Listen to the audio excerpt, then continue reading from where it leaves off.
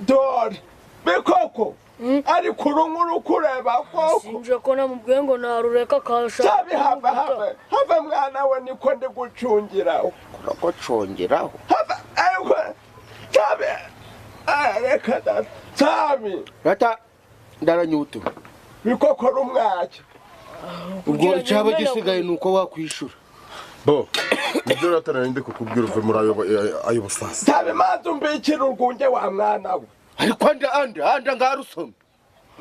nanda sindageraho wamuhereje ubwo urwunge ruhereze bikokoraje kurumbika sava muri ayo ngayo nge ndi kwigendera igurata kanze bacuruza ibyo baracuruza inzunge za ntabyo bari gucuruza ndambikira urwunge anda ujana hahandi ariko muze ubigeye intuza none se muri kumumwera ibyo mubiki nta kirazaba okay